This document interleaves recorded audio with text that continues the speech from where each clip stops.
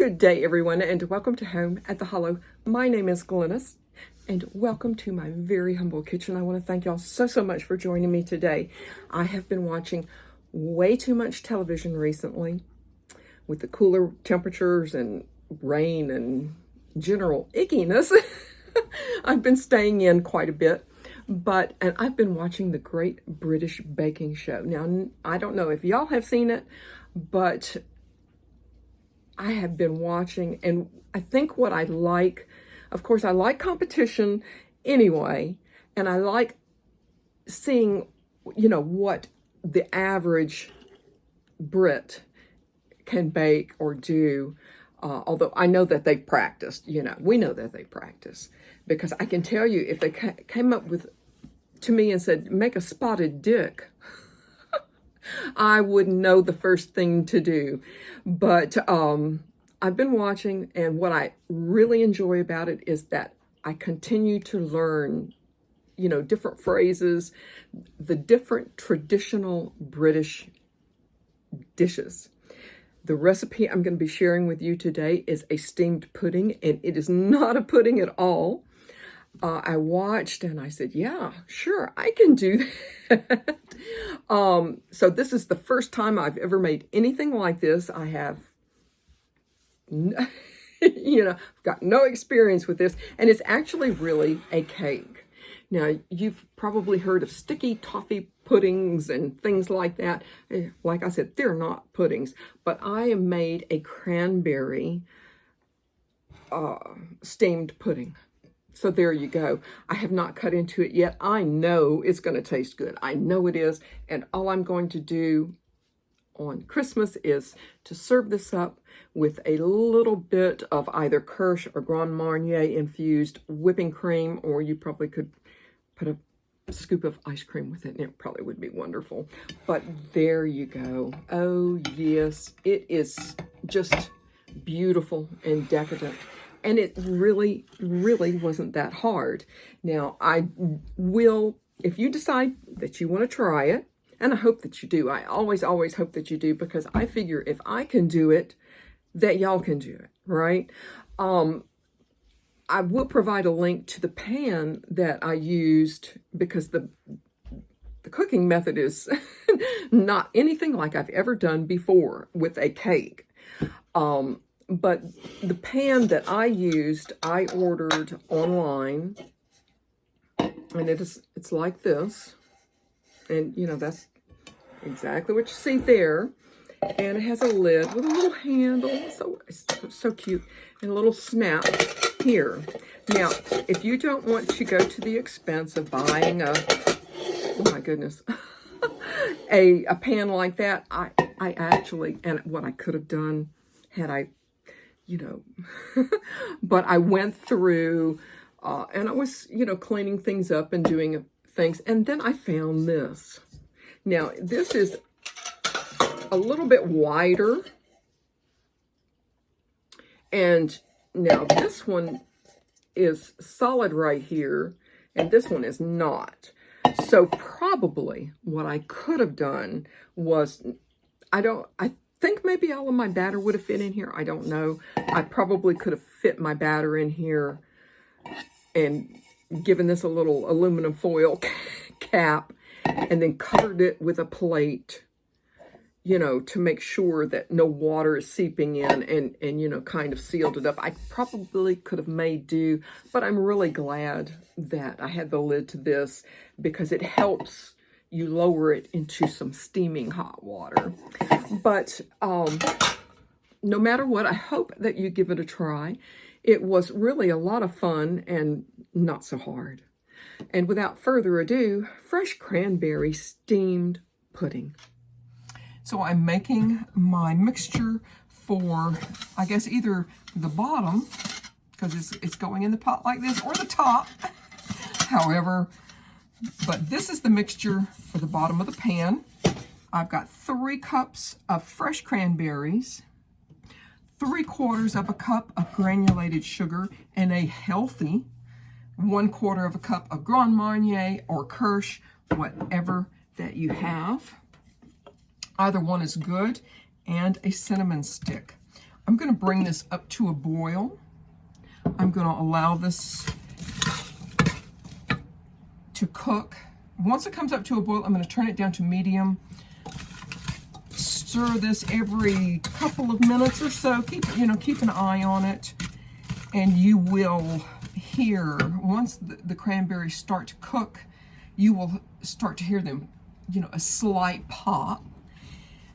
It will become noisy, but I'm going to allow this to cook after it comes up to a boil for about 10 to 12 minutes. And then once that's done, we'll be back in just a moment. And it took me, oh my goodness, probably about 3 or 4 minutes to come up to a good boil. And I'm going to just, turn this down just slightly, if it will go down. And here we are. And just once you get to this point, turn it down and allow it to cook 10, 12 minutes. So this has been roughly 12 minutes. My timer's getting ready to go off, and I think you can see that this is the consistency that I have. I'm going to just take this cinnamon out of here. And what I'm going to do is allow this to completely, totally cool off. So I've got my stock pot out. Let's see if I can, yeah. You have to excuse my hands. Now, I have not put any water in this, but I wanted to show you that I'm using my stock pot. And here is my pudding pan. And ideally, you want to, just kind of look at it and say, okay, I need probably this much water, because you want it to come, it's going to cook and basically, boil or simmer, I should say, for a good couple of hours. So you kind of want to judge. You certainly don't want your batter to get wet, but you certainly do want enough water in there. And I think probably after it gets started, if you think you're running a little low, you could probably add a little bit. But there you go. That's kind of the basic setup. Like I said, minus the water and everything else. And the one thing that you really do want to do is to grease and flour this pan, the inside of this pan, very, very well. And so before we start mixing and, all of that really good stuff, we're still cooling over here. But let's see. I'm hoping that y'all can see. You want to, let's see, I'm really not sure. But you want to get within a ½ an inch of the top of your pan. Let's get this steamed pudding started. Now, while my cranberry mixture cools, I've got some all-purpose flour here and some baking powder. Not baking soda, but baking powder. And a pinch of salt. Just give that a little bit of a whisk and set this aside. I've got not a tablespoon, I'm sorry, a stick of unsalted butter, and I'm going to just, if you have stand mixer, that's okay, but I kind of thought that I should be able to get it done with just my hand mixer. I have a cup of brown sugar, dark brown, light brown, whatever that you have. And I'm going to mix this for the next probably 3 to 5 minutes until this is totally smooth and totally creamy. So this is looking pretty good. I've got 2 room temperature eggs. I'm going to just add these one at a time. Now, let's see, doesn't this look really, really pretty? I'm going to add a teaspoon of your very best vanilla. And mix this in really, really well. I'm going to add my flour mixture and 1 cup of whole milk. Kind of a little bit here and there. And just to make sure that you mix very well in between each addition. A little bit of milk.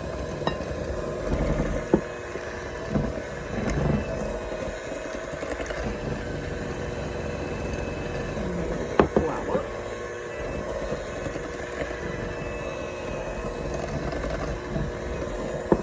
Make sure this is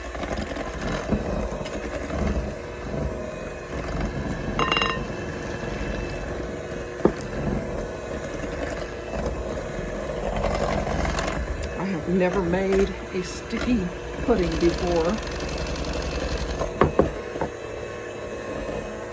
but you want to begin and end with your flour mixture.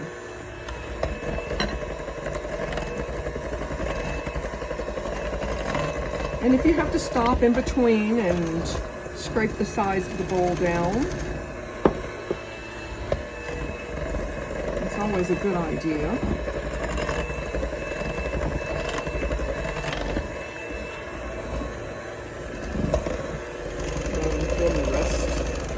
Flour.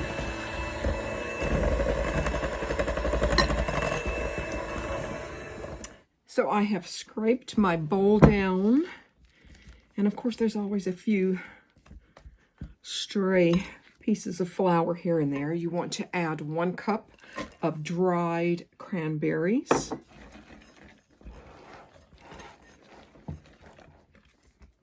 And give this a very good stir. You don't want to beat this in, you just want to fold it gently.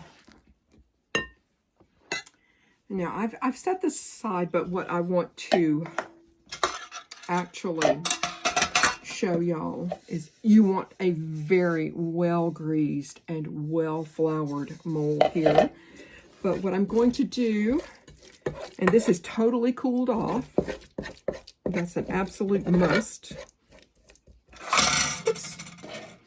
is I'm going to get and take a half of this, half a cup of my cranberry mixture, set this aside, and what I do have left of this mixture, I'm going to put in this batter.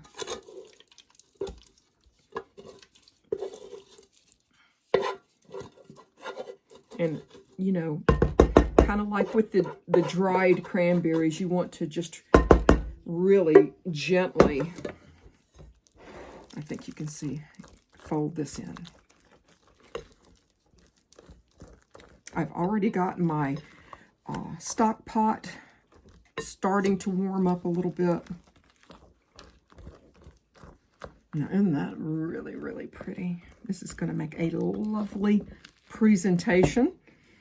And what you want to do with a half a cup, I think if I can make a little room, a half a cup of your cranberry, you want to put it in the, you know, the bottom or the top of this particular mold.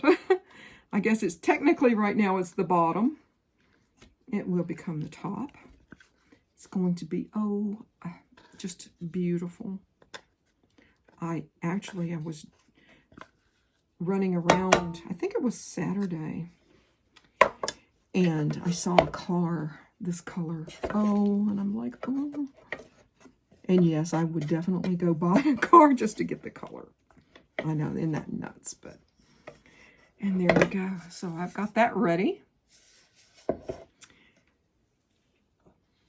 And you want to go ahead, and once you've got everything folded in, the cranberry here, I'm going to, as gently as I can, add this batter to my pudding pan.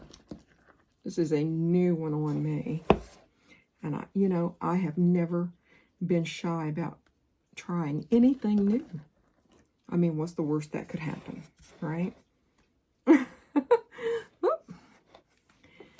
And let's see how much this is going to fit in here. This is going to be interesting. Oh, wow. Let's see. you want it to within a half an inch of this rim. So I'm going to just keep going because I really don't have any anticipation that this is going to like rise and make a mess. But you know what? I think we're pretty good. Just putting the rest of this in there. Yeah, I think we'll be okay. And, you know, if you want, I can drop a link. Wow, am I messy? A link below. Now, y'all know I always put the ingredients in here, in the description box below, but I will put a link to this particular pan. There, wow. Just going to spread this a little bit. Wow, am I ever messy? I have my lid ready. I'm going to just, and it snaps right on there. And it's really heavy, very heavy. And I'm going to turn my heat up a little bit and we're going to get this put in there. And, you know, I'm kind of brave, but because it wanted to, when I put it in here without the batter, it wanted to pop up. So I'm thinking, I don't know what I have. I'll find something really heavy and put on top of it. And before I actually get started and place my mold in here, I do have my heat on, but what I'm going to do is I'm going to take a dish towel and yeah, just place it right in here. Now, if you have a rack that will fit in the bottom, then that's wonderful. I don't, so I'm kind of improvising. So I'm going to very carefully, I've already cleaned my mold pan up. It's looking pretty ready to me. And I'm just hoping that this doesn't fall in there. This is really super heavy. I think I'm going to just, okay, just like that. And thankfully it did not bob up. I'm so happy about that. I'm going to let this simmer for 2 hours. I'm going to cover it. You don't want it boiling. You don't want it rolling crazy. You just want a very good simmer. And my timer has finally gone off. Wow. And I misspoke earlier. It is 2 hours and 20 minutes. So let's see if we can retrieve this safely. Let's see if I can get this out without hurting myself. And it's really heavy, really hot, and I'm probably going to allow this on my wire rack for probably 20-30 minutes. Let this cool off. So I've just taken the top off of my pudding, and that's where we are. I'm not really quite sure what it's supposed to look like, but anyway, there we are. I'm going to let it cool off a little bit longer. I allow this to cool as I think much as I can. I'm really hoping this is going to come out, boy. This is going to be interesting. I am so new to steamed puddings. Please. No.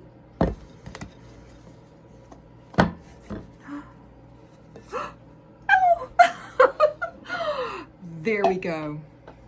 Oh my goodness. Oh my goodness. I am so thrilled. Now, if you want to serve this with, you know, some whipped cream, I definitely would suggest adding a little bit of Kirsch or Grand Marnier to your whipping cream. But there y'all go. Oh my goodness. This is really, really gorgeous, y'all. It wasn't that difficult, but I really do hope that y'all give this a try. And I want to thank y'all for joining me. If you've just happened upon my channel and you're enjoying my content, I hope you give me a thumbs up and subscribe and hit the notification bell. What a beauty. Oh my goodness. Thank y'all again for joining me here home at the Hollow. Goodbye, y'all.